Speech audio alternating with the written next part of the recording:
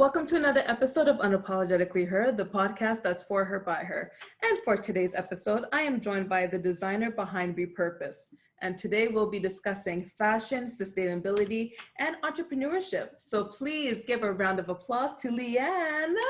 Welcome back to my podcast. And I say welcome back because we did this before. You know, Zoom wants to act up, but we're back again. So thank you. Thank you for coming back. It's all good. No worries. Thanks for making time for me. I appreciate you having me on here. So thank you. Anytime.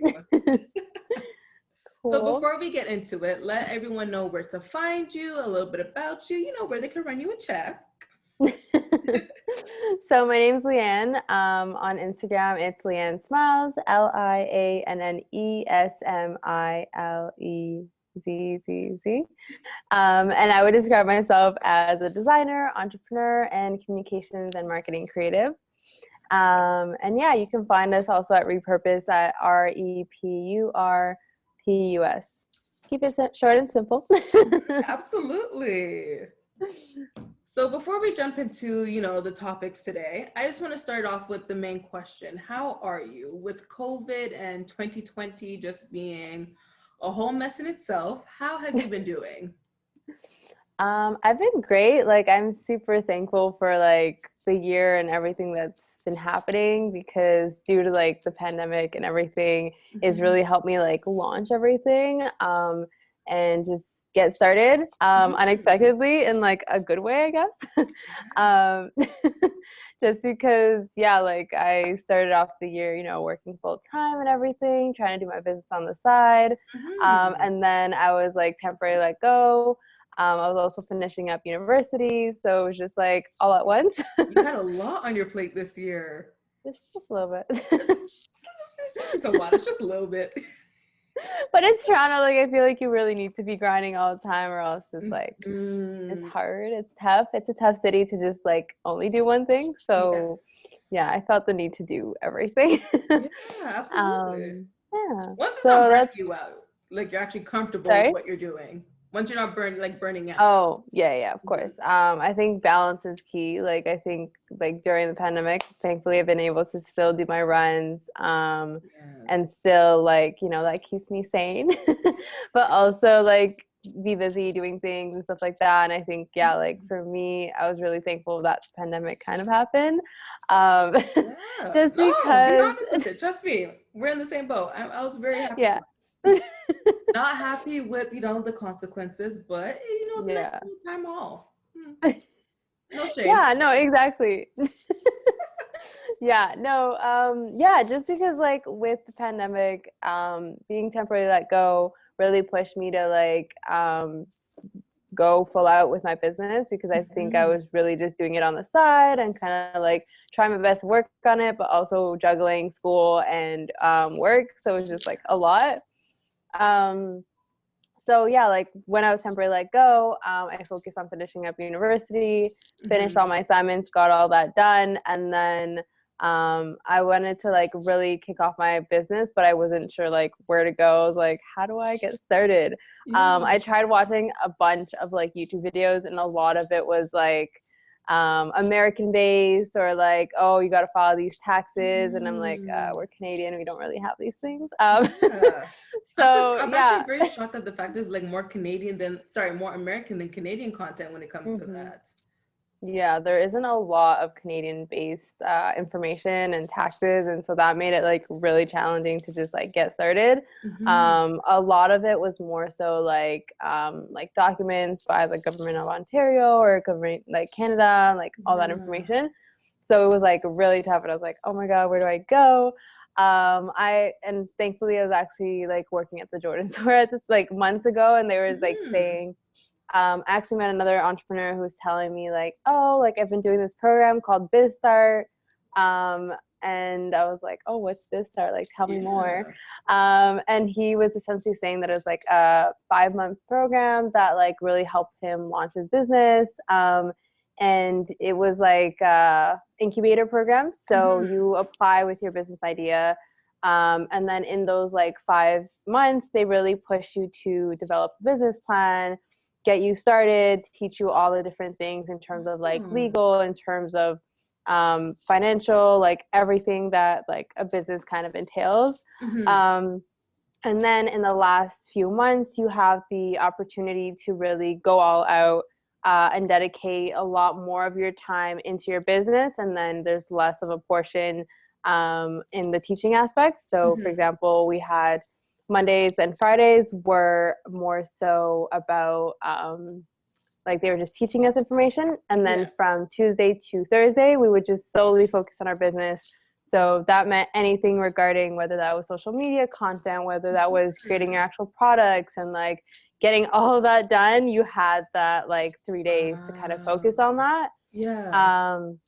So that was super helpful because then, like I had, a support system. I met so many great other entrepreneurs, which was really nice because being an entrepreneur can be quite lonely, to be very frank. So to like be connected with another network of people who are also passionate about what they're doing. They want to start their own business. And just meet other entrepreneurs. Like you never get that opportunity because most people are way too busy focusing on their business. So it was really nice to kind of start with that community. We still message each other. It's so sweet. Like I love that. So you guys actually really built a genuine connection and friendship. Through Zoom. Surprisingly. Wow. Yeah. Oh, Zoom, I want to give you some more credit. And we're actually the first class on Zoom through the BizStart program. So it was like amazing. I'm so thankful that I was accepted and got a chance to be a part of it because I learned so much. That's why I said like, I was like, I'm kind of glad I got temporarily let go because I got to focus on what I really wanted to do. Absolutely. And I loved it. Like by the end of it, I was like, oh my God, imagine like being able to do this full time and just love everything about just working on my business and knowing that it's like for me. And it's like everything that I'm passionate about, like wrapped into one. So that was like amazing because I was finally like, okay, I can finally like do this and like spend time and dedicate like my time and do as much research as I can on it and everything. So that was great. Because I don't think with like if I wasn't temporarily let go, I wouldn't have taken that chance because I was like, oh no, like I should be working full time. I need to be saving, and stuff like that. And so I would have done it on the side. I just feel like I wouldn't have completely immersed myself in something like this if, things were differently. Like, so I'm so I could push this till next month. Yeah. Like, you hold yourself back. Exactly.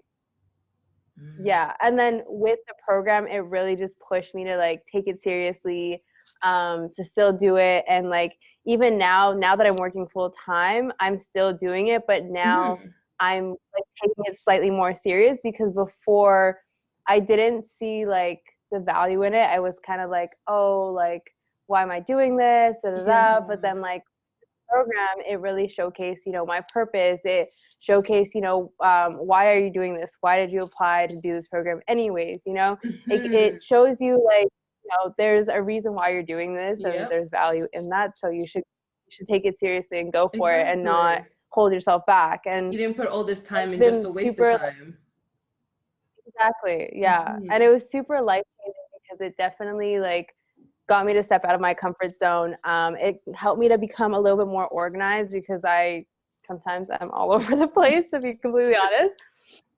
But yeah, it definitely helped me be more accountable for what I'm doing and be a little bit more organized in that sense of time management. And then also another thing that was a little bit challenging or like that I kind of learned as well was to get out of my head because I tend to be like a bit of a perfectionist and I'm like, it needs to be like this or it needs to be like that or like, and so like when I did the program, I kept like saying like, oh, I haven't done this or I haven't launched it because I'm like, it's not perfect yet. Like I can't release it yet. Like, and so I kept holding back. And so they kept questioning like, why are you holding back? What are you scared of? Like, what's your fear? And like we got into that. I was like, okay, maybe I could just like test it out, put it out there, see what happens. Water. Yeah. So that's what like got me to kind of step out of my shell a little bit more. And then another thing that I thought was super helpful was finding a mentor. I never realized like the importance or the like, what was the point of getting a mentor kind of thing, until I surrounded myself with mentors. And I like interviewed or got in contact with a few other entrepreneurs themselves who are like further down in the business, or have been in the industry for a while. And I was like, wow, this is actually So are you super talking about like a valuable. mentor that's mostly related to what you want to do, or just like the general, a business mentor? A business mentor, just because they even said like your mentor does not need to be someone in your industry, because maybe they're stronger at something else that can definitely help you learn from it, or maybe they can look at your business from a different angle that you didn't necessarily look at because you were too focused in your like, oh, it needs to be like this because this is what A, Y, and Z are doing.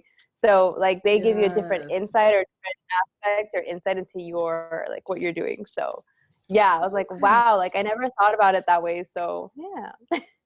Oh, well, that's good to know, because I feel like when people hear, okay, I need a mentor, it has to be someone doing exactly what they're doing, or else they can't have one. So that's actually good advice. I like that. I mean, that helps as well. But I know that like sometimes the fear or challenge is that, oh, they're gonna copy what I'm doing, or like, oh, like, you know, there's that always that like fear of what if I like share this and they might like, you know. But yeah, like it's like I think this route is also a great opportunity to still find the help that you're looking for and still get, you know, that advice or different perspective, and yeah, just help you get to where you want to get to. So Yeah. Oh, I like that. Nice.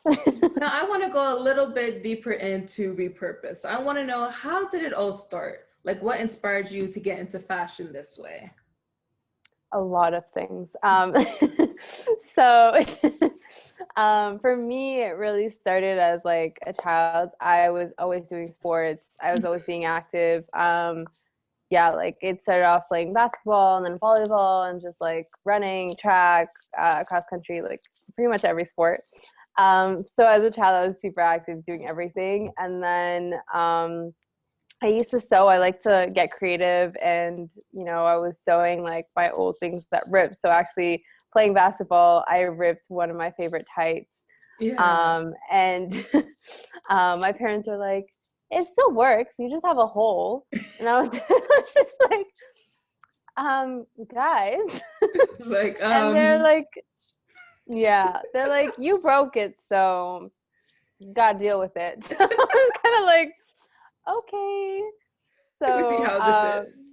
yeah, but like at the time, like they were always trying to save and always trying to like, you know, make sure we had food on the table. Like that was obviously more important than like more clothes. Oh So, yeah. yeah, so then like I kind of, they taught me how to sew. So then I like sewed up my pants, into like capris slash tights, this like shorter version. And then I like made, like I had a white t-shirt and then I like, cut off the sleeves and made it like sleeveless, and then I added like the rest that like the leftover piece of like that ripped onto like the top, and I made like a little pocket so it was kind of matching. Oh, that's so cute. Yeah. Oh my gosh, this should be like So an that's instant essentially where cookbook. it started. So that's where it started.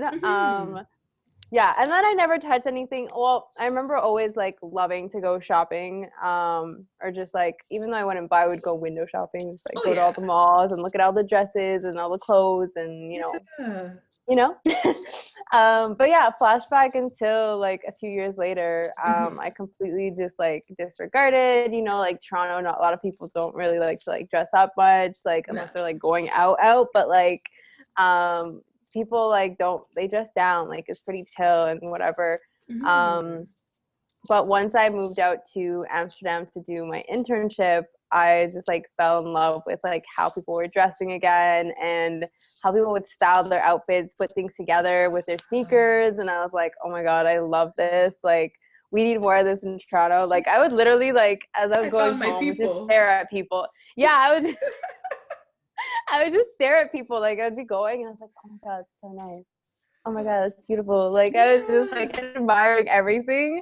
And I'm very visual, so I remember things. And I remember like one time, I was like going home, I would always take the ferry because I lived in the north part of Amsterdam. So I Mm-hmm. needed to take a ferry like every day. Oh, And I wow. remember seeing someone wearing like this whole, yeah. So, because there's a lot of water in Amsterdam, Yeah. and canals and all that fun stuff. That's So, so cool. yeah, thank you. Yeah, so I remember like being on the ferry, and there was like this one girl. She had like a whole outfit with like a trench coat and like their sneakers, and just like the whole outfit was just really nice and like really put together. I was like, this Mm-hmm. is amazing. Like you do not see, like, you see a bit of this in Toronto, but like Yeah. not to that extent and consistently among like most people. So I was like really impressed. Oh, wow.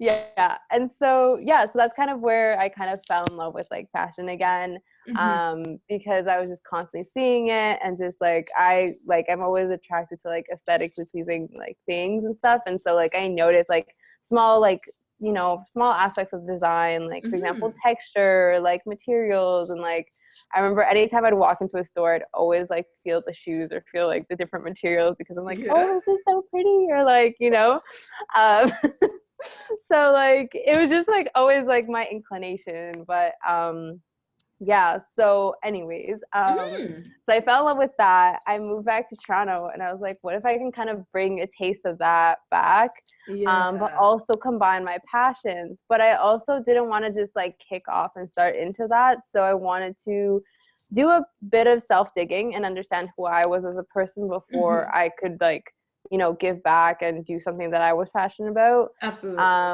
And so in doing that, I like rediscovered that I was like super creative as a child, that I was like very athletic, and that I was like on the sustainability team, which I completely forgot. I was like, what? Really? You're I like, mean, like, really? I mean, like, I wasn't super surprised because I was always super conscious about like anything sustainability. Like, when it came to like the Inconvenient Truth movie that came out like years ago, Mm-hmm. Wally, like I remember seeing those, and I was like, oh, I need to do something. Yeah. But like as a child, you feel like you can't really do much because you're a child, right? Right. Um, and so like I remember actually, when I was going through my yearbook, I was like, oh, like Mm-hmm. I was on the sustainability team, and so like, I asked some of my friends, and I'm like, yeah, I remember we used to always like check every like classroom to see if they recycled and put everything in the right bins and everything. And I was like, no. But yeah, she reminded me, and I was like, oh, that's cool. So like, Wow. and then like also the way I was raised, it was always like, make sure you turn off the lights once you leave a room. Mm-hmm. We used to have a compost. My parents used to always like garden, and kind of like, they like to be organic, so they would plant like tomatoes, like cherry tomatoes, and Yeah. um like we have an apple tree and like all those different things. So they're always like, yeah, trying to be sustainable and trying to be organic and healthy in those Mm-hmm. ways. So like naturally I was kind of raised to be like a little bit sustainable and be just conscious about these things, because I Yeah. think that's one thing that a lot of people don't keep in mind, is just like being at least aware or conscious of like your actions and the impact it has and stuff like that. Yeah. So yeah. So that led to that. Mm-hmm. Then I did like this sneaker workshop back in the fall 2020, no, 2019, sorry. So then, yeah, so like I realized I was on the sustainability team. It's funny because I never saw myself as a creative person.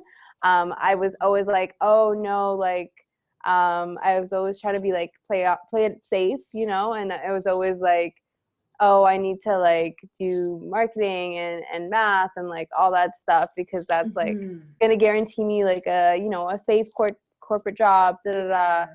Yeah. And so like, with that like mindset, I always like stuck to, doing all my schoolwork and doing all my assignments and doing all that, which is great. Mm-hmm.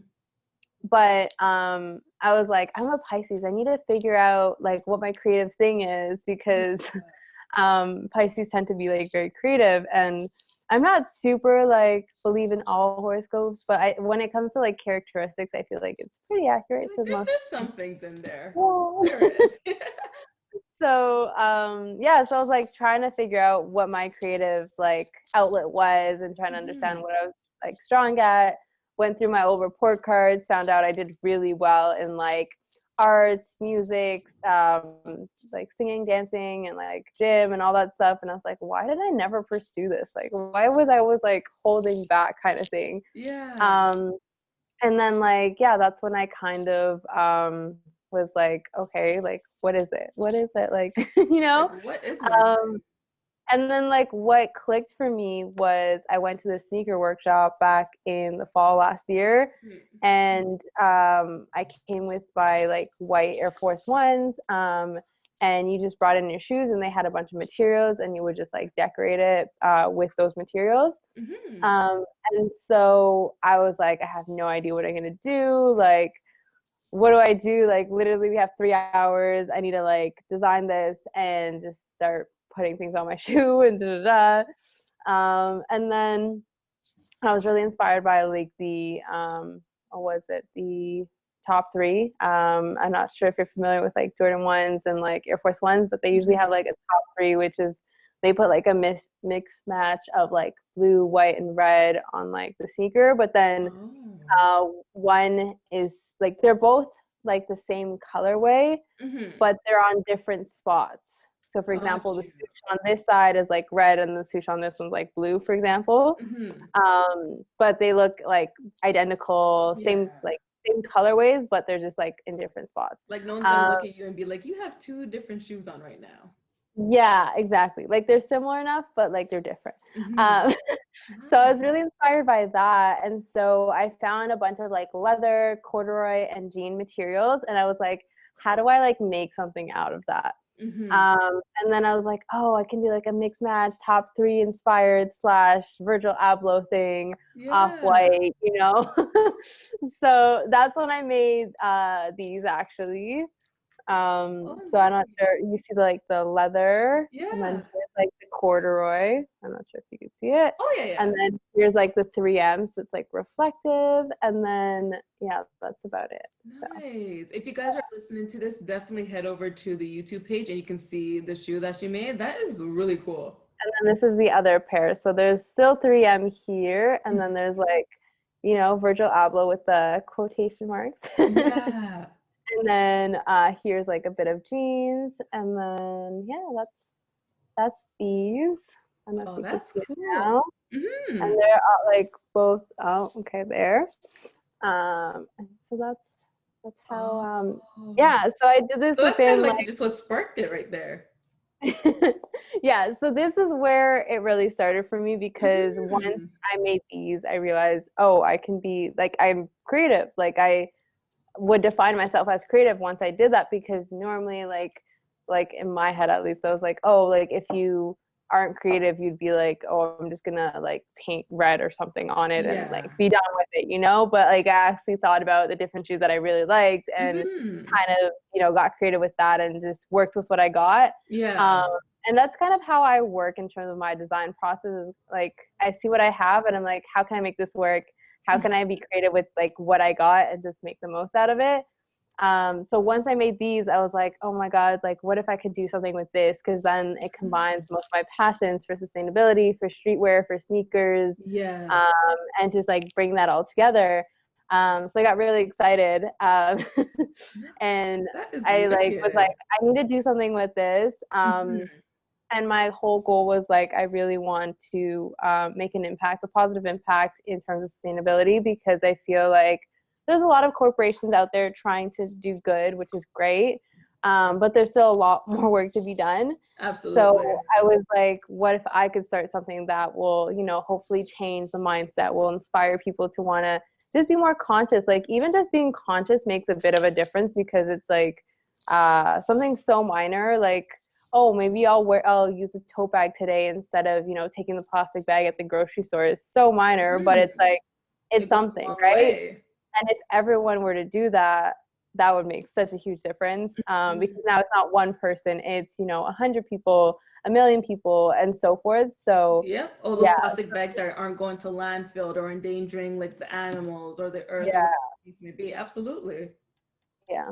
So, Mhm. yeah, so that's kind of where it started for me, what inspired me, and like this whole journey of like reconnecting with my younger self and bringing it all together to really bring all my passions together and do something with it. Because yeah, like when I do get to get creative and create something, I like get super excited when I see like the final results, because I have like, I have like an idea in my head, but then until I like actually make it physically, it's just an idea, right? So when I actually see the product or I see it come together, I'm like, oh, it's like together, like, it's just, yeah, exactly. Yeah. So yeah. I love Yeah. that. Oh, girl, I can't wait to see some more pieces. So I want to take you back to kind of educate the people when it comes to sustainability, because we hear about that, but can you tell us a bit more about what it actually means? How can we be more sustainable in our everyday lives? You did mention, like, bring the tote bag instead of buying the plastic bags, or bringing plastic bags to the grocery store. So yeah, tell us, how can we be more sustainable? What is sustainability? Because I feel like we only know the 3 R's: reduce, reuse, recycle. Okay, cool. Now we help save the planet. Not really. No, there's way more to that, and I think everyone will interpret it differently, and people can do it differently. Like, for example, for me, like, it means going for bike rides instead of like having to use a car, like a car that releases gas, for example, or like using the bus versus a car, for instance, and just making like small choices like that, just because it releases less pollution into the earth. So that's one way. Like, and then for other people, it could mean, okay, maybe they'll go vegan, or maybe they'll go vegetarian, or they'll minimize their impact, or their waste impact that they're making. There's so many different ways you can be sustainable, but I feel like everything matters. If you're able to do all of it, that's great. I mean, it's difficult to do all of it, but even just, minimizing, your waste, your constant urges to buy, everything, the next sneaker release, or, whatever. Figure out your needs versus your wants. And like that one step is really, can kind of just get you on the right path. Exactly. And like, I think, sustainability for me, like, means minimizing my impact. It means, thinking consciously about the decisions that I'm making that could make an impact on the environment negatively. What can I do that's, less of a impact on the environment? And so there's so many different ways you can kind of go about that. So it's like, it's hard to say like one thing, just because there's so much you could do. But like for me personally, like, I bike everywhere. I try my best to bike everywhere. Winter is different. I'd like, it's winter in Toronto, so be like, girl, you biking in the winter time. I salute you. I've done it one time, but like then my bike got all rusty, and then I was like, oh. The fact that you even had the idea to do that, you are dedicated.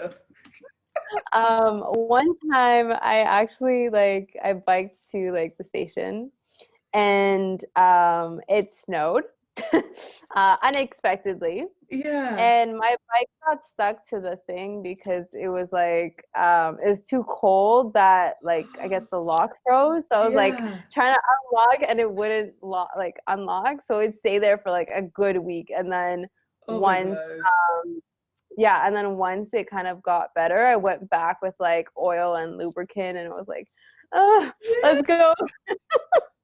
And like thankfully it worked. I saved my bike, biked home. But when I biked home, there was like still like a lot of snow. It was like at least 10, 20 centimeters. And I was like, great. I could barely pedal. Like, it was so bad. But I was like, I don't want to walk. Like, it's cold. No. Like, you can either walk, you can wait at the bus stop, but then you have that crowd of people who are going to be fighting because of the cold. Yeah, I guess the bike is the lesser of all evils. Yeah, that was this was like 2 or 3 years ago. Haven't done it since. So it's great. So do you have like a time limit where you'd be like, okay, it's about this time in the year, we're probably just gonna pack you away till spring? Well, I mean, it depends on the weather. So But like, yeah, like now I'm like, as soon as I see like more than like 5 centimeters, then I'm like, okay, It's I time to guess I could pack. put it away. But I hate I love my bike because the thing is, okay, from spring to summer, I get so dependent on my bike because I don't have to wait for the bus. I can go straight to the Yeah. station. Like it's so convenient. And then as soon as fall, winter hits and I have to like switch over to just like using like walking or waiting for the bus, I get Yeah. so frustrated because I have to wait and I'm like, oh, my bike would be great right now. I'd be there in 2 seconds, like So yeah, You know what? I don't hate it. There's a lot of independence, right? It's pretty much like having your own car, yeah, except pretty without the much. insurance and the gas, And the cold. right? That's true. Yeah. No, but it's great. Like, yeah, even like when I was in Amsterdam, I loved it because it's a bike city, so everyone bikes there. They Oh, even have like a highway full of bikes, which is like amazing because like I a can bike highway? like yeah, I've actually used it one time because I was like I'm up for the You challenge. have to. So YOLO. What? yeah, so I went from I'm not sure if you're familiar with like the Netherlands, but I went from like Hilversum to Amsterdam, Mm-hmm. which was like a 3 hour bike ride for me, 3 hours, 3 hours and a half. Just straight, Um, no break in between. yeah, no. Because Dang. I was exploring the area. It was like my first week there, and I was like, oh, this is so exciting. Let's just go for it. So I like and it was so windy and like it almost started like it got cloudy at one point. I was like, oh my god, is it gonna rain? Like it was crazy. Like 3 hours and a half. It was like maybe 30 something kilometers. And then Yeah. I was just like wet and I was just like, oh my goodness, like am I gonna be fine? And like thankfully Google Maps was good. Mhm. But it was cold because they have a lot of canals, so like lots of water, so then it feels way colder than Yes. it actually is. Um, but I did it and it was great. At least I could say I lived it. I did Right? it. I don't know if I want to do it Why again, not? but I did it. At least you can say you went there and you tried it all. Yeah, for the most Yeah. part. Yeah, Oh, so it you was good. must be like in great shape because I'm thinking about that now. I'm like, I can really do those exercise bikes at the gym, and you bike literally everywhere. And you guys, Toronto's a big. If any of you guys are listening, you're not from Toronto. We're a big city. It's big. So for her to bike everywhere, mm-mm. Oh, and you're brave with the car, girl. Mm-mm. No, my poor legs is just screaming for you. Like I could Well, barely like handle up doing and down at like the gym. What? well, like when I was doing track and cross country, I was kind of used to it, so like it's not like too bad for me. But yeah, Still, like even like I used to do like the track and cross countries too, but still. God, I need to get back. Need to work out again. Continue, carry on. My little self-reflection. um, why did I get to this biking topic? Sorry. Sustainability. Oh yes, exactly. Uh,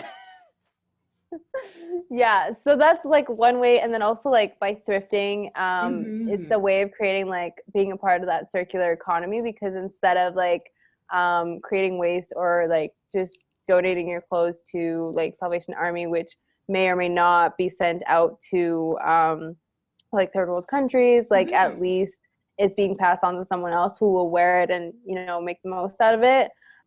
So that's just already eliminating waste from being burned and releasing toxins into the environment. So Yeah. that's another way. um, and then yeah, there's so many different ways you can be sustainable. Those are just a few ways at the top of my mind for like streetwear fashion and yeah, just like living wise. Well, in terms of And some sustainability in fashion, though, I had a question for you because you're talking about the yeah. donation of clothes. So, what do you think about the donation boxes? Sometimes they're outside Mm. of malls or buildings for people to donate their clothes. Is that a good idea as well? It depends where you're doing it. So, for example, I know H&M has like a donation box in their store where they say like, oh, a lot of your clothes will be, you know, donated or will be reused into the materials that they use into the clothing that they're making at H&M. But recently, actually, CBC, the news media outlet, did a bit of an investigation to understand if that was the truth and if that was the reality. Yeah. And they realized that actually they were not trying to, like, they weren't commenting, they weren't saying anything. But then a lot of their clothes were ending up in third world countries. And then they interviewed people out there and they said like, yeah, like they sell it on their, you know, their street markets and stuff like that. And if it sells, great. But if it doesn't, then they end up burning it, which of course releases like harmful toxins into the environment. So that was like the biggest issue I saw with that. And that's actually what kind of inspired me to like take some action because like I hate the fact that like so many big corporations and companies have so much power and have the flexibility to be able to shift the way they do things, but a lot of times they're not transparent about the actions that they're doing, and then also they're kind of greenwashing by saying like, oh, we're doing this and we're doing that, and they make it sound amazing and pretty, but unless you're skeptical about what they say and ask further questions, it's so hard to be like, it's so hard to say like whether or not that's accurate or not, because so many companies will be like, oh yeah, and like now we're like doing this and we're doing that. And like if companies are quick to switch to saying, oh, we're doing this, we're being sustainable in this way, ask questions, like, you know, take that a step further, because it's like for people to shift a huge corporation that quickly, I got questions. I'm sorry. But it's not like you just built your company and you're doing this motive. Like if you've been around for like 10, 20, 50 plus years, how are you switching overnight? Like a light switch.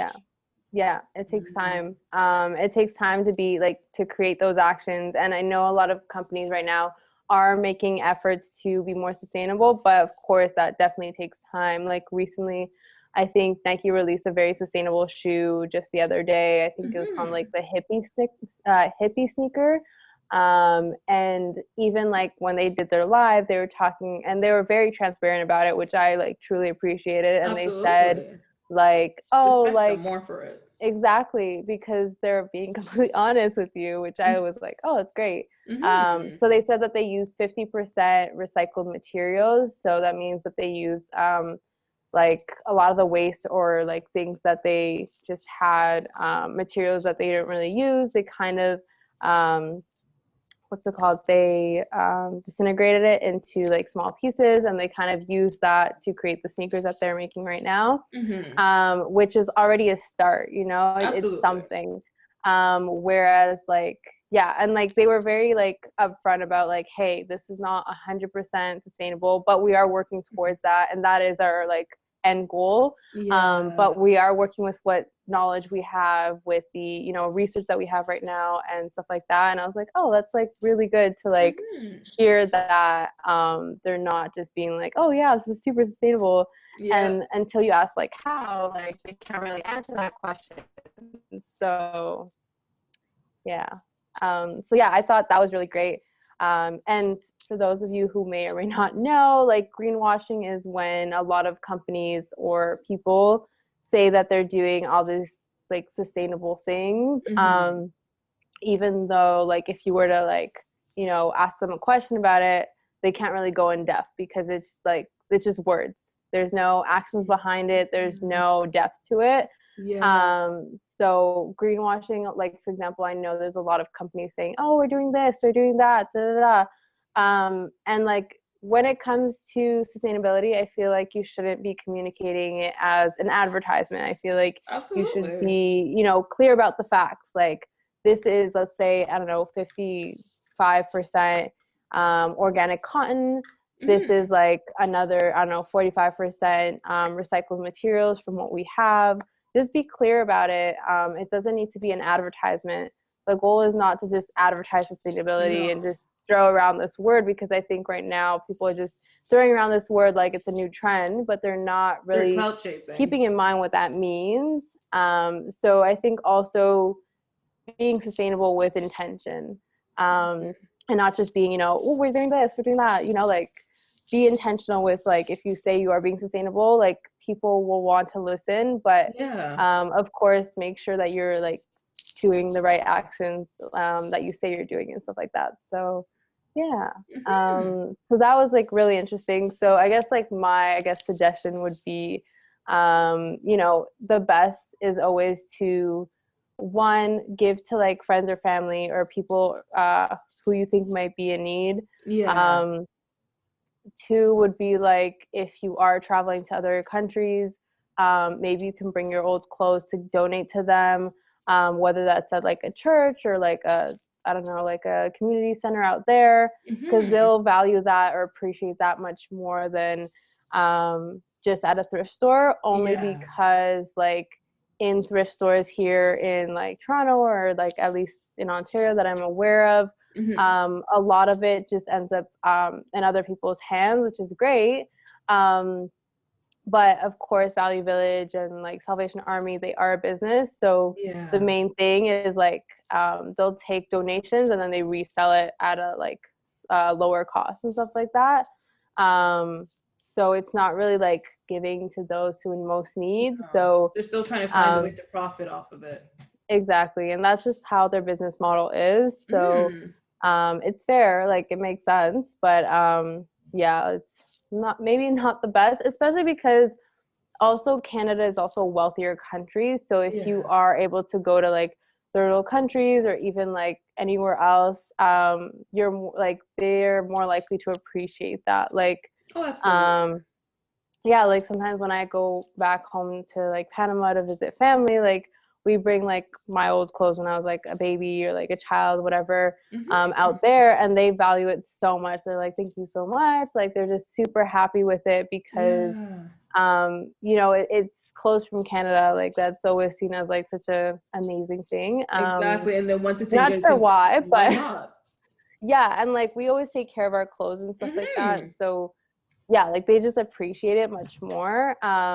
Whereas like here, because Canada, like most people, like even if they're like not in the best situation, there are things that like there's loans and like government funding that definitely help people in most need as well. So maybe I'm wrong, but like at least from what like my understanding, like when you're in third world countries, obviously like the economy is not that great. They don't have a lot of support systems for people in need. So when you come from a different country and like are able to share that with them, they appreciate it and value it. Whereas like here, because the government is pretty decent and they're able to have like these social responsible funding for people in need, they're able to like support them much more than in countries where that doesn't really exist, right? So that makes sense. Yeah, so that's like my thought process at least as well. So Okay. Well, my next does that answer your question? No, that does. Okay, good. But I also agree with you in terms of bringing clothes back home, because even for me, like I would say as getting older or whatnot, and you go through your closet and be like, okay, maybe this doesn't fit, maybe this is not my style. Same thing, if I have cousins or anyone back home who can benefit from it, then why not bring it? Yeah, exactly. Reduce, reuse. You don't want to go to waste, you don't want to go to landfills. Always kind of do that little research. And now thanks to Leanne, you know what really happens to our clothes when we donate them. What happens to our clothes when we think, oh, this is such a great initiative, and then two twos, it's like, oh, maybe not so much. Yeah, so I mean, like as long as you do your research before you donate your clothes, you're good. Because not like, instead of just going like, oh, I'm just gonna donate here because I'm gonna get a $5 discount at like H&M, or like at Salvation Army because I'm gonna get this or whatever, like it's better to like make sure you just do your research and then you're good. Like there's no need to I know sometimes like we want to get rid of things quickly, But yeah, or even like I don't know, giving it to other people in like your friend group or people who are maybe looking for things or whatever. Yeah. So yeah, there's so many like Facebook groups as well where people are like, oh, I'm just trying to get rid of this, like does anyone need it or want it? And Mm-hmm. yeah, there's like that community there, so yeah. So see, there's so many avenues now, especially with technology and everyone kind of not really starting their own thing, but everyone's now a little bit more aware, more conscious of what's happening around them. So these things are starting to pop up. So take that extra day before you just dump it anywhere. Do your research. See if you even want to make a little profit for yourself and resell it, sure. If you want to That's give it true. away, give it away, but definitely do your research and make sure your clothes and other items are going to the right places. So absolutely, I love that. Now, my next question for you is, with everything going on in the world right now, especially COVID, did you come across any difficulties starting your business? Because you did mention like this was a great time, like surprisingly to start, but did you come across any difficulties that you think wouldn't have been there if it wasn't for COVID? I think the only like main challenge for me was I personally really wanted to do like events every season. Mm-hmm. Um, so like fall, winter, you know. Yeah. But like with COVID, you can't really do events. So that was like the main challenge for me because I was like in my head, I was like, oh, like it'll be great to do like physical events just because people can try it on, people can touch it, see what it's like, Mm-hmm. get a taste of what like Repurpus is about. And I thought it was the most sustainable way for people to get the products as well. Yeah. And just be efficient because then like, you know, there's no hassle of like, oh, I ordered this, I don't really like it, I want to return it. It's Mm-hmm. just like, okay, I like it, I buy it, and like go on kind of thing. Yeah. Um, so that was like my thought process. I was like, oh, that's probably the best way to do it. But then also with COVID, it's kind of difficult to just be like, oh, I'm gonna do this, you know? So I was like, okay, so that's why like recently, so I did my launch event Mm-hmm. September 27th. Thankfully, there was no challenges there. Well, okay, there was many challenges actually. Let me correct that. There were quite a few challenges Mm-hmm. because initially, well, one, there was so much uncertainty because of like the COVID numbers, the pandemic, and everything. Yeah. And like it was back to school season, so there's a lot of people going back to school and everything. Mm-hmm. Also, like the reason why like I was actually gonna do it was because initially I thought I had a space set up, and then last minute I was like, well, I already made the decision to run this event, so now I need to find a space. So I actually Yeah. spent like 2 weeks reaching out to everyone on this open space. It's like this platform where you can find like locations to run a photo shoot, to run an event, or like Mm. whatever you're kind of looking at an event space for. Yeah. But I spent 2 weeks reaching out to like everyone, whoever had like an open space available, who can host us. But obviously with like COVID, everyone was like, oh, we don't want to let anyone in. We only want to let like 10 people. Yeah. And I was like, 10 people? Like, that's pretty much all the people who are going to like support at the event. Like, how am I going to get Right? anyone to come in? So I was like, that's not going to work. Yeah. Um, but because it was streetwear, I kind of wanted to do it like on the street, kind of like do like a parking Mhm. lot, kind of like, you know. So then like yeah, so I got yeah, thankfully I found a place in Kensington Market, which was great because Yes. it was literally right outside the park. I couldn't have asked for a better event. Like it was just, That's I'm so thankful for everyone who amazing. came out, for everyone that like supported in some way or reshared my content. Like thank you so much. Mhm. Just because yeah, like I was not like I was so unsure of like what was gonna happen just because with COVID, I was like, oh my goodness, like, should I still do this? Because, yeah, like, if I do this, is there going to be a risk? So I got like a bunch of hand sanitizer. I Mhm. like wrote everywhere, like, make sure you wear a mask. Like, I was trying Yeah. to be super cautious because, yeah, like, I don't know where people are coming from, what like germs they might have. I was just like Mhm. super paranoid. Like everything Um, else on a normal launch, like launch event, you can prepare for, but COVID can be one thing today and the next thing tomorrow. yeah, So you really just have to go with the exactly. flow of it. Yeah. Yeah. Yeah, so that was a bit of a challenge. but yeah, thankfully, like I ordered everything on time, like everything came in like when it was like supposed to come in. Um, like it ended up being almost like a networking event slash shopping spree thing, which was Okay. great. 'Cause yeah, like there's a lot of my friends who came through and supported. A huge shout out to the Biz Mixer and Carlina for Mhm. like making an event out of it, which is like amazing. Mhm. um, because yeah, like a lot of people came through and then they started like networking, and then also like people who came to see me, I was like, oh, meet this person or meet this person, and I was just like, meet Yeah. each other, like Right? Why not? um yeah, because okay, the main thing, the one thing I remember like learning from the BizStart program was your network is your net worth. So I was like, true, Oh. true. So so then I Okay. was like, everyone meet each other, become friends, you know, network, like do your thing. Love it. Well, come to our inner um circle. yeah. And it's amazing because a lot of people that came were like entrepreneurs Mhm. or like are trying to get into entrepreneurship or just wanted to meet new people. And with Yeah. like the lockdown, it's been super tough to like kind of go anywhere. Oh yeah.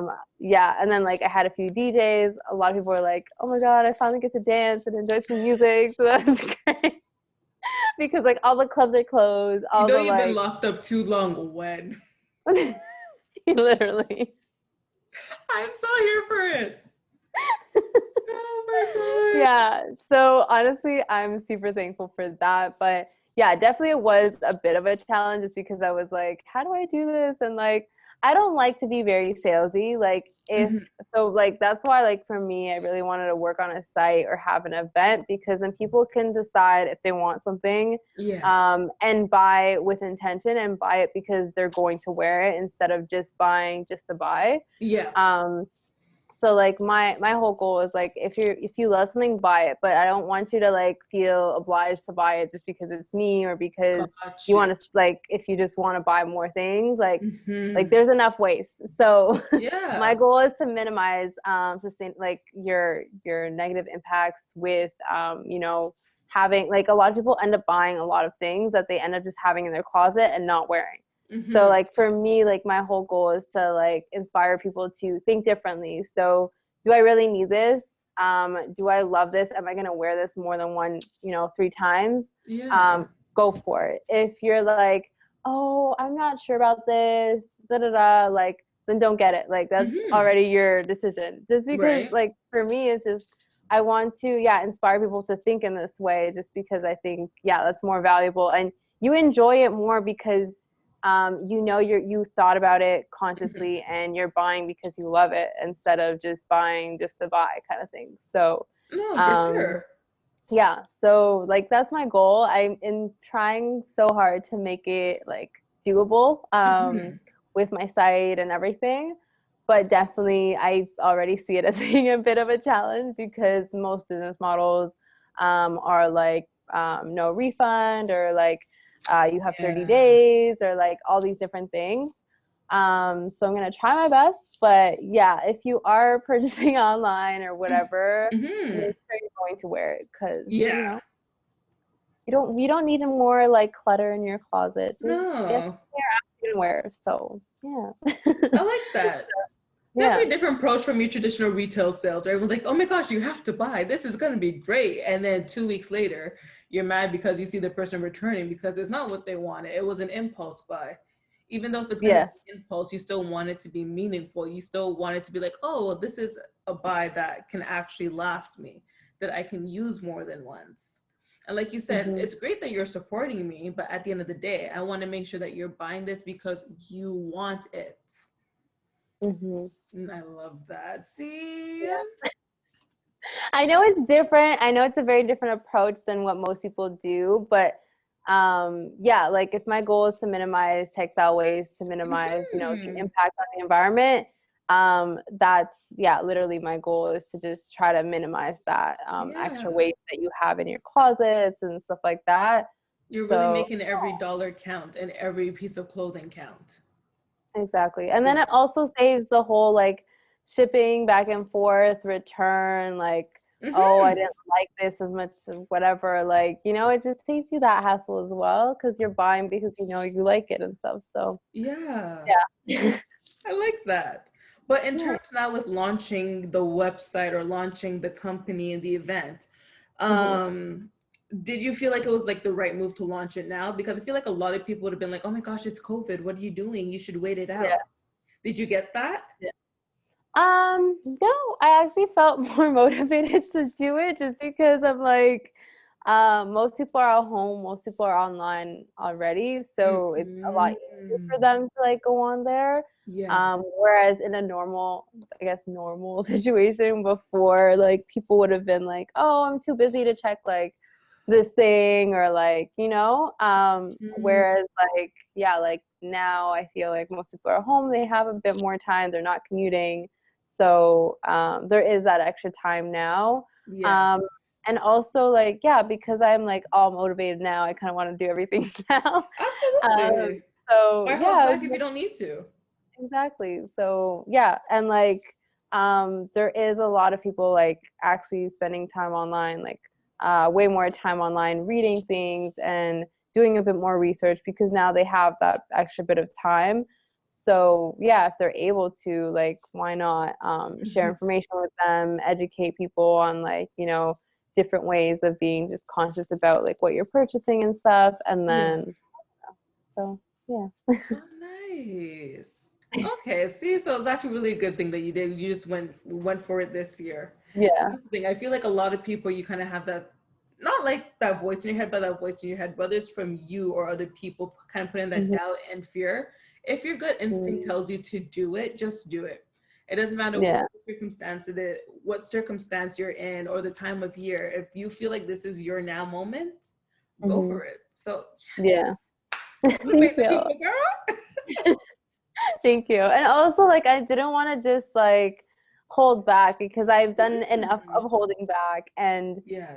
with this program, it really just helped me to just, push myself and just, stop getting into my head and just like go for it because I think a lot of times you tend to like overthink everything and want to perfect Mhm. everything.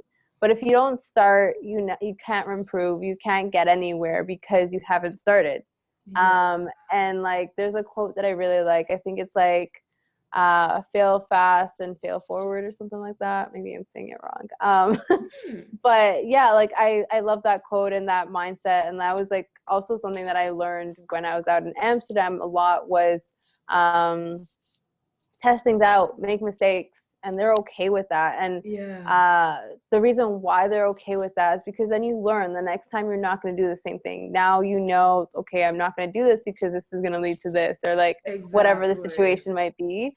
And I love that European approach just because, like, yeah, you're not just like, oh, I'm not going to do this because I'm scared it's going to go wrong, or like, whereas I feel like a lot of like North Americans are like, no, don't do it. No, don't do it. Like, Right? so it's kind of like, They want to put that fear and doubt in you, and it's like, okay, yeah. because they won't do it. I had someone on the podcast before, Rochelle Ray, and she's like, Hmm. because they don't want to do it, or because they have that fear of doing it, then they feel like you shouldn't do it either. Hmm. Yeah. Yeah. But yeah, if you don't know, like, if you don't try it, then you don't know how it's going to go. You can't learn from something you've never experienced. So, Hmm. yeah, so that was like a very like huge component, or a huge learning moment because then, yeah, you just keep that in mind instead of like being so fearful of making decisions. You're like, Yeah. okay, I'm just gonna try it out, see what happens. If it goes well, great. If Yeah. not, it's a lesson. So you grow from Exactly. it. So yeah. Oh, that's real motivation right there. Nice. Yes. Now, my next question for you is, because a lot of your designs, they're pretty much unique pieces. You'll never get a second one. So how do you come up with your designs? Because based on your IG, you do everything by hand. Yeah. Yeah. Um, so I kind of, again, like just work with what I have. So I know a few designers who like have given me their like scrap pieces of materials, Mm-hmm. or like if there's something that has broken, I try to make something out of it. So for instance, like my initial tight story. Yeah. A similar thing happened a few years later, of course. I So like I don't know how they ripped, but anyways, I had these like Nike tights and I did something and they ripped. Yeah. And I was like, well, I don't want to throw it out. So I actually cut them and made the legs into sleeves for my crop top. Mm-hmm. And then I made the shorts portion into just like regular, like the shorts portion, yeah, into shorts. Yeah. Um, and then I made, yeah, the sleeves are like swirls and they're like black and gray. And then Yes, I saw the like, that one. yeah, and then the middle is like black. And then there's like the black and gray on the sleeves. And then I love it because there's like spirals. And so it's like a bit unique in that sense. Yeah.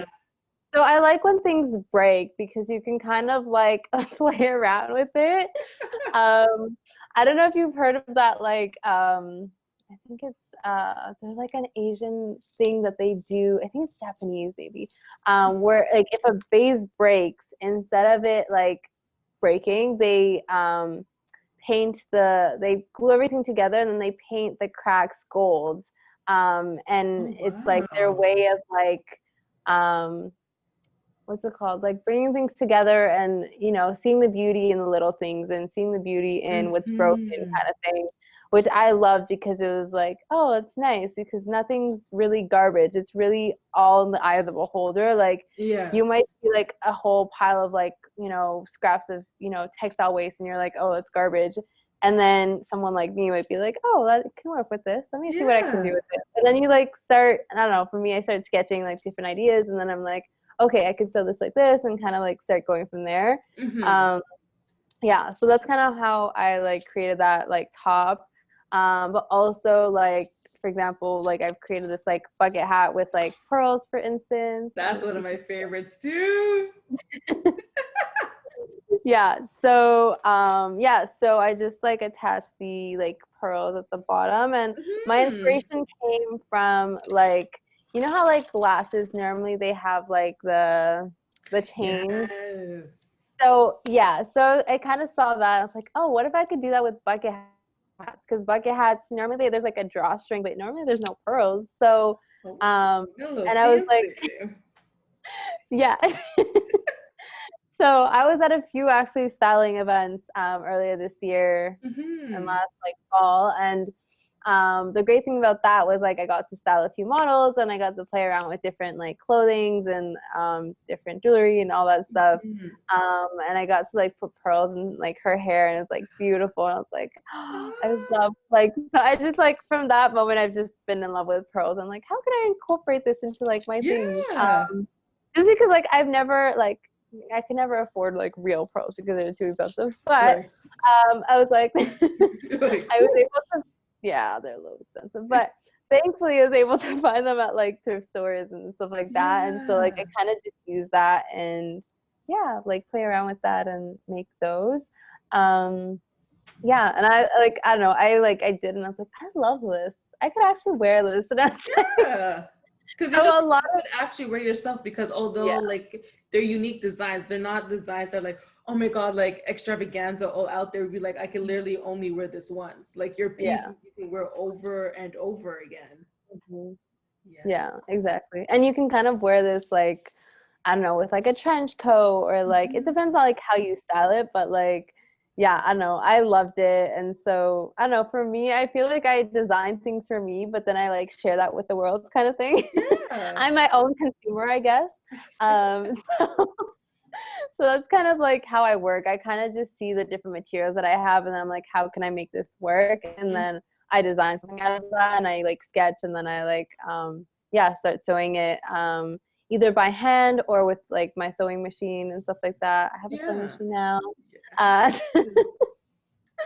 Uh, yeah, no, because initially I was like, oh, like it was like kind of hard to get certain angles with the machine just because the machine's very Mm. like linear and I was like, I Yeah. can't really reach these corners. So by sewing by hand, I was able to be more like hands-on and get in like Yes. where I really wanted to get into. So that was great. So that's usually how I kind of design my things and get inspiration from. But also like I don't really follow trends. I kind of like, I'm always looking around, but and maybe like it inspires me in some way, but not consciously, if that makes sense. Yeah. Um, Like you're literally not so trying yeah. to look like the next thing that's Yeah, on the no. runway. Now I need to redesign this. Like you No. put your own flavor and taste to it. Exactly. Yeah. And yeah, and like personally, I really liked streetwear, so that's why I kind of just naturally went into that. Also because it was like, I like that kind of like masculine-ish aspect to it, just Yeah. because yeah, like I grew up being a tomboy. I was always playing sports, so it made sense. Yeah. So I was never really wearing like a bunch of dresses and No. all these things, You're and wearing staying true to makeup. you. Yeah. Yeah. So I get to just like I'm comfortable, and yeah, I like styling the outfits together and stuff like that. And yeah, like I like wearing dresses now, but I like to mix and match. Like I like to wear like a bit of everything. So Yeah. yeah, and like for me, I don't really see like clothes as like, oh, it's just for one gender or whatever. Like I personally see clothes as like unisex, Yeah. because it still fits, so it It's, works. thank you.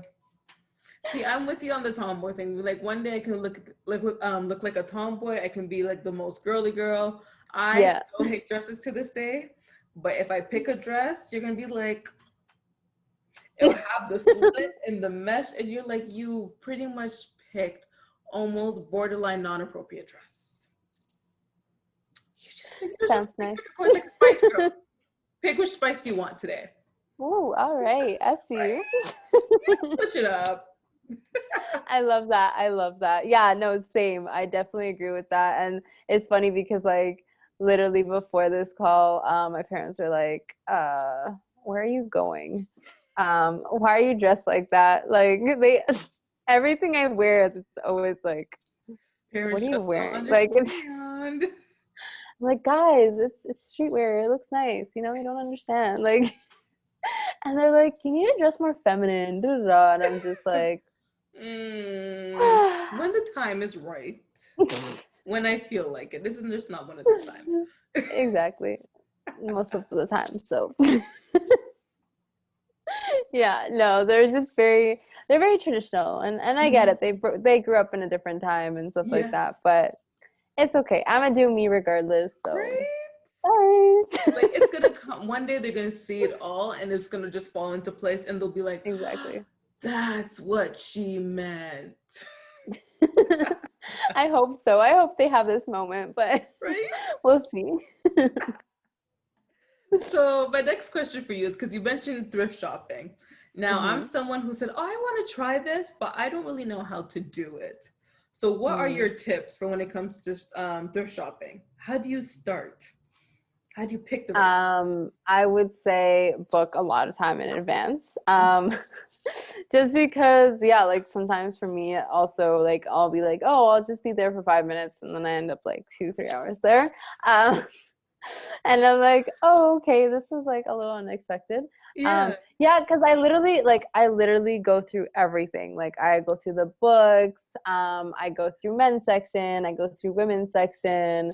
Okay. Like I do pretty much everything. Like I do a round of like literally everything. I'm like, what if I find a little gem or something? Like I literally found a mirror one time. I didn't need the mirror, but I was like, I love this mirror. And like I use it all the time now, but like I didn't like need it necessarily, but I was like, I love this. But you can get And it use out looks of it. great in my room. Exactly. And now I use it all the time. And I was like, see, I did get this for a good reason. But it was unexpected. Like I wasn't like intentionally like, oh, I'm gonna go find a mirror. Like I Yeah. just walked in through like yeah into the store, and then I was like, oh, this is really nice. And yeah, so like yeah, I really like my mirror. It's like a gold like it looks. So my parents are like, this looks like it's like from the 1980s or something. And I'm I'm like, dead. that's cool.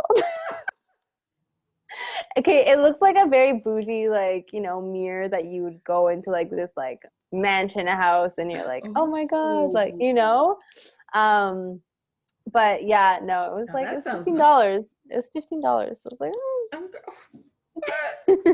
That's a for good a deal. mirror. Yeah, normally it's like, I don't know, I would say like maybe 50 or something. I don't know. Yeah.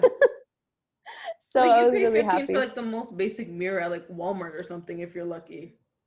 Exactly. Yes. So Okay, keep going. I like this.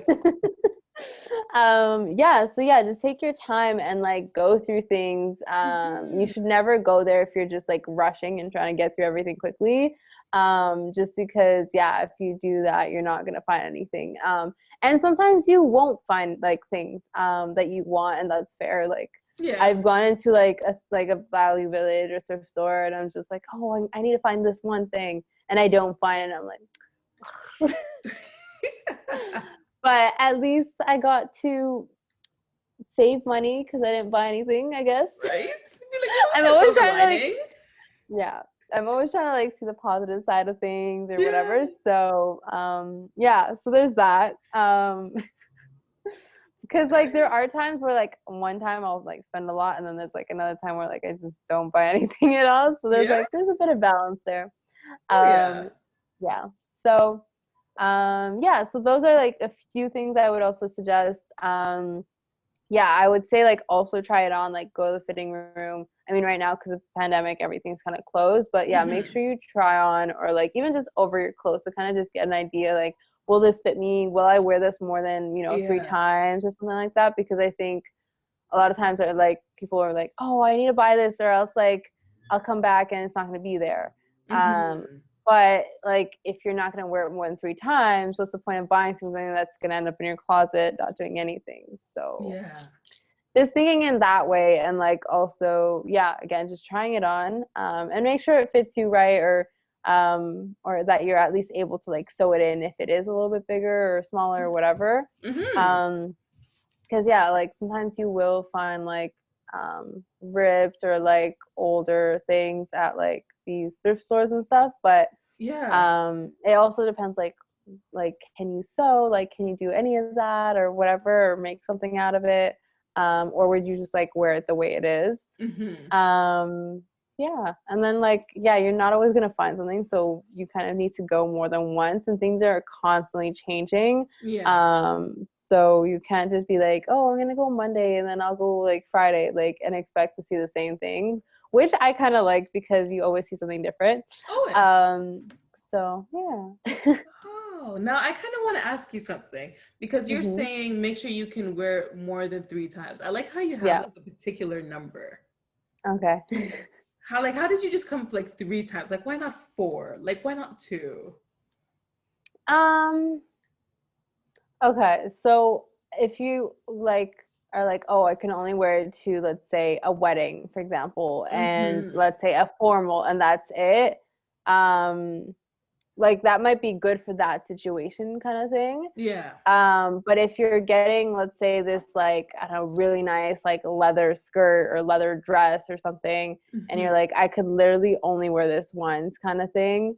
Um, and you can't really like style it or you don't really see yourself wearing this more than like yeah three times and it's like do I really need it that's kind of like the Yeah. next question because yeah with most clothes like if you're able to kind of style it with like one or two other things like maybe you're wearing red shoes or like maybe you're Mm-hmm. wearing I don't know like I don't know, crop top or like a turtleneck or like something like that, and you're able to kind of mix and match with different things, Mm-hmm. that's where I think like that's essentially the benefit. It's not necessarily like the number. I think having the number is kind of just like standard. We like to number things and Yeah. everything. Like, give us three opinions on blah, blah, So yeah, like Very that's true. why I said three. That's why I said three. It wasn't like a specific thing. But Uh, if you can only wear it twice, then it's not really worth it. I think when mm-hmm. you can do three or more, then you're like, oh, I have options. I can wear with these shoes. I can wear with this hat. I can wear with this Yeah. belt. Like I have options to like mix and match. So then it makes it much more worthwhile Mm-hmm. because like if you're already thinking of different outfits that you can already wear it with, and like, hey, like yeah, I can definitely wear this with this, then you're Yeah. good if you're like, oh, I can only wear this if I go to, let's say, the club or I just do this one thing, Mm-hmm. is it worth Mm. it? Yeah. Be like, Like, that's what you I mean. really need to Yeah. spend your money on this right now? Yeah. Where's Like, this is gonna it end up like 2 months necessary? from now? Exactly. Mm. So yeah, it's not necessarily the number. It's more so like, can you wear it with multiple things? Yeah. And It's are the you willing to process. wear it with other things? Because I know a lot of people, when they get a dress for like a special event, they literally wear it that one time. Yeah. And they feel, first, I don't know why, a lot of people feel super uncomfortable posting something with the same outfit more than once. I don't know if you feel this. Social media for people. Social media has literally made people spend and buy things they don't need just so they can get that picture for the gram. It's ridiculous. Hmm. Hmm. Mm-mm. But you could always like restyle it, wear it Yeah. differently, and wear the exact same thing. And not that most people won't notice, but no one cares. No No one's one's paying gonna be like, attention. It's your life. you posted this outfit 3 weeks ago and 2 days ago, and it's like, really? You really think they're really focusing that hard? Most people just scroll, No, like, they don't remember what they scrolled two exactly. minutes ago. Exactly. True. Like, what? Yeah, it's such a weird world now that we live in, that like it becomes True. a weird thing to wear something more than once. But like Yep. personally, like if I have a favorite pair of something, favorite something, I wear that as many times as possible. Like this vest, I love this vest so much. Mm-hmm. I got it on eBay like last year and I like wear it all the time. It's just so comfy. Like I put my hands Yeah. and it fits just right.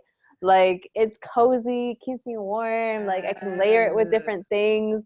I wore it at the launch event and I wore like a tank top right under. So Mm-hmm. like it somewhat kept me warm, but it like just fit the whole outfit. I was like, oh, this is Yeah. great. And then now that it's winter, I could just layer it up with like a long sleeve and it's like, Ooh. I'm Mm-hmm. like, it's set. Like I love it. Like All year vest. I love it. I have like a few other vests that I love too, but this one's like my top favorite The just because like top. it's black, it goes with everything, it Yes. matches, It's that staple it's piece. cozy. Yeah, exactly. So Mm-hmm. yeah. Now, my final question for you is, we're gonna like steer kind of a whole different direction. But No I want worries. to know, what does it mean to be unapologetically Leanne? Hmm. I think what it means to be unapologetically Leanne means to just be my authentic self. So Mhm. that means for me, being myself, never hesitating from speaking my truth or like what I'm about and preaching and like doing what I say I'm going to do. It means, giving back to the community in like ways that I can. Yeah. I think it always feels good, especially for me, like just being able to give back, being able to help people, share my knowledge. Mhm. I love doing that. So if anyone has questions or if you have questions as well, like feel free to reach Yeah. out. Because yeah, like I think like it's so important to be able to, yeah, share your knowledge. Like what's the point of like knowing so much if you're not willing to share that with other people? Mhm. And like, like I don't have to give you like a full lecture, but even just like small bits, like maybe you have a simple question about this one thing or Mhm. whatever, and I'm able to like answer it, like that's great. Like Google can do the same, but you're going through like a million pages just to find one answer. So Exactly. at least that's like my thought process. Like I'm like, oh, No, there's so much like, absolutely. but And because like you're I mean it's actually great. willing to give it too. It's not like, oh my gosh, she's Yeah. gonna be stingy or she's gonna have an attitude. Like you're actually willing to Yeah. help people. Yeah, no, of course. Like I think like I'm always trying to like learn from people who are older than me or people who obviously like have more experience and stuff. Yeah. Just because like they've been through things, they know what it's like and stuff like that. So yeah, I literally call myself an old granny sometimes. It's because I feel like I'm so old and like it's funny, most people think I'm like way older than what I actually am, and then I tell them my age and they're like, oh, I You're thought like, you were oh, like in your late 20s or something. And I was like, like, yeah. but like, and they're like, not because of your face, you look so young. It's because you talk so like maturely. And I was like, Yes. I guess that's a compliment. Like, Like your attitude and how cool. you carry yourself. Yeah, girl, yes. Own that. Thank you, thank you. Yeah, so like for me, yeah, it's like giving back, it's being able to share my knowledge. It means, being myself, working out, being creative. It's Hmm. just being the best version of myself and constantly trying to improve myself as well. Yeah. I think like there's so much power to like reading books and learning as much as you can. Like during quarantine, I've also been reading a lot of books and listening to a lot of podcasts, sorry, No worries. which has been great because I've learned so much. I've completely changed my mindset as well about like a lot of things. It's just opened my mind to like a different perspective, which is great because I think a lot of times we learn certain things and we get stuck in our ways. Yeah. But once we start reading or listening to podcasts about different mindsets and how people are doing things differently, it really helps us to, shape the way we think, give us advice without having to reach out to like a bunch of people. It's just like a great like resource. And it's funny because I used to hate reading when I was younger. I was like, do I have to read this book? Do I have to write Sparks this notes. paper? Yeah. And so then from there, I was just like, I don't know, this is more recently, like literally like the last year and a half or so. Yeah. I was like, oh, like maybe I should start reading books. And then I started listening to like audiobooks and like podcasts. And I was just Good like, oh, balance right there. this is so valuable. Like, didn't expect that. Yeah. But it's funny because my dad was always like, oh, the future is in the books, blah, blah, blah. And I was like, yeah, like, you don't listen to your parents when they like Never. talk to you. Now someone else But maybe, but parents, nah. yeah, exactly. So like for me, it's like constantly trying to improve myself, and and like now I'm also learning how to constantly like ask for feedback as well, and not just be like, oh, like how can I improve myself and not taking action about it. So now I'm really trying to like be a better version of myself and trying to improve like my work ethic, my skills, my creativity, like everything that I do. So I feel like that's like my perfectionist trying to like kick in again, trying to be the perfect person, even though like that's impossible. But I do try my best to constantly try to better myself and just be a better person. You keep Because wanting to try no to one's level perfect up. and we're all human. Exactly. Yeah. So books has definitely helped me. Also, I'm not sure if you read like the Four Agreements. No. No. It's really interesting because it talks about, being intentional. It talks about, how our words have value and how it can make an impact on people's lives and stuff like that. And like, of course, you know that, but until you actually see how it's actually implemented, it's really interesting how that kind of plays out, because we say things all the time, but until we see how it affects someone personally, we don't give it value. We're kind of like, oh, they're just words. Words won't like hurt me. But like some people do take it personally and they do take it in a certain way or whatever. And it can shift the way they do things. Like for example, they gave an example about how like a girl was like super happy and like singing and all peppy and dancing and everything. Her mom was like having a headache. She wasn't feeling well, and she came home and she was like, "Stop singing! You have an ugly voice." And then from that moment, that girl like became very shy. She became very to herself. She stopped singing, and she never understood why.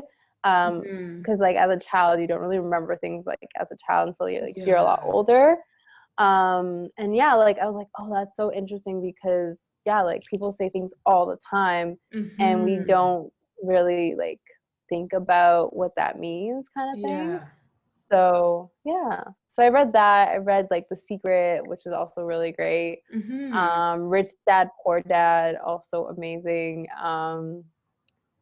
Just like also like a lot of just like entrepreneurship, a lot of like self-help books, and like just anything to just improve or like learn something new, which is great because No, that's actually really good. I love that, because you're actually making sure like, okay, like you said, you don't want to be perfect, but you want to keep elevating yourself. You want to keep leveling up. You want to keep educating yourself. Like you don't just want to stop here.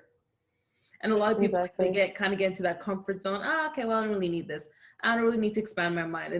And that's when you kind of see the world kind of pass you by, other people pass you by, because you got too comfortable. So you kind of always want to stay on your toes and be like, what's that next thing I could tackle? What's that next thing I could do to push you forward? Exactly. And like things are always changing as well. Like knowledge is changing, resources are changing, YouTube is changing, like a lot of that is changing. So there's always so much to learn. And I know like in the past, a lot of people loved like being comfortable with where they're at and stuff like that. But there's so much value in wanting to learn more and doing more research and staying updated and like the newest things and stuff like that. Just because then you become also more valuable. You now know all these different things. You're able to speak on them and be like, oh yeah, I know a little bit about this. I know a little bit about that. And you're able to have more conversations instead of just like, oh, how's the weather? Oh, I'm great. How about you? Like, you know, like those basic conversations. You can talk a lot like more and just have those conversations, which is great. So yeah, I don't know. And for me, I'm personally really curious. Like I love learning new things. So yeah, like, and also if you have book suggestions, please let me know. Yes, I was gonna send you my whole list. I just started my like collection this year again, and I'm just like, oh, this is eye-opening. Yes, I know. I'm slowly getting to that reading thing too, because I'm like after school finished, and I'm like, we're gonna take a break. 5 years of just heavy textbooks and constant writing. That's true. Just feed the mind with the TV. So with you, that'd be like, or like audiobooks, because audiobooks is great. See, and I tried that, and I don't know, my attention span was terrible. Because I'm like, I can listen to my attention span. Like I can listen to music all day, but I'm like, it's an audiobook. Isn't that not like the same difference? I don't know. I need to try it again. Maybe I just need to find that one good book to kind of just break the seal. And it also depends like how they're talking, like they're reading it to you. Like there's like, for example, I read Rich Dad Poor Dad, like I heard the audiobook for Rich Dad Poor Dad, and like the way the person spoke was very like engaging, very not engaging, but it was very like you wanted to hear what would happen next because he did a lot of storytelling. He said it in a way that was like interesting. You're like, oh, tell me more. You know, it's like, you know, whereas like when I heard, I think it was The Power of Habit, it spoke a lot around like scientific facts, and it was very like dull, but still really interesting. It's just very dull. Like it's a lot harder to just be like, oh, I want to listen to this all day. Like I still have not heard back. Like so I heard the like first few chapters. Like the person themselves. Yeah. So that kind of varies and like makes an impact on like what you're listening to and stuff like that. So yeah. Oh, okay. I'll give it a try. You know what? You inspired me. I'm gonna try at least. I'm gonna put one of my books into an audiobook. Okay. Let me know how that goes, and if you have suggestions, also let me know if you do like any of them. Oh, absolutely. So, you guys, I'm gonna get her to send me the books, and I'm gonna link them in like the podcast description on YouTube, so you can definitely just head over Amazon audiobook, wherever the books are, and you can check it out for yourselves, because these are some great suggestions. Yes. Well, sounds good. Leah, this concludes today's episode. First of all, thank you so much for joining me today. Before I close off, thanks for having me. Thank you. Before I close off, do you have any last remarks? Tell them your social medias once again, your website. Cool. Yeah. So we're launching my site this week for Repurpus. So repurpus.ca will be launching this week, thankfully. And yeah, like exciting news. Also, if you want to follow or support and stay updated and like what we're doing, you can follow us at REPURPUS on Instagram and Facebook. And also, you can subscribe to our email list on our website as well. So stay tuned for more. And yeah, if you guys have any questions also or suggestions, feel free to reach out to us through Repurpus. Sorry, it's a tongue twister. It's been a long day. I'm sorry. Don't worry, you keep it real. Good. But yeah, so you can find us there. And if you want to reach out to me personally, it's Leanne Smiles, LIANNE SMILE. So Nice. yeah. Perfect. And thank you all so much for listening. If you want to hear from Leanne again, or you have any questions, comments, podcast topics, hit me up on social media at unapologetically her on Instagram and at unapologetic_UH on Twitter. And also, don't forget, you can listen to the podcast on various platforms, and that includes, and it's a long list, Apple Podcast, Breaker, Google Podcast, Overcast, Podbean, Pocket Cast, Radio Public, SoundCloud, Spotify, and YouTube. Once again, thank you all so much for listening. Hopefully you'll tune into an episode next week. And much love, peace, and thank you, Leanne, for joining us once again. Thank you again for having me. I really appreciate you having me on here and just asking me a bunch of questions. I really appreciate it. So thank you. I hope this goes well. And yeah, looking forward to the future. This is something that I feel like a lot of people can learn from because we don't talk about this as often. You don't hear about it as often. So I'm so grateful to have you on the show. Thank you so much. Aw, thank you. Appreciate it. Bye.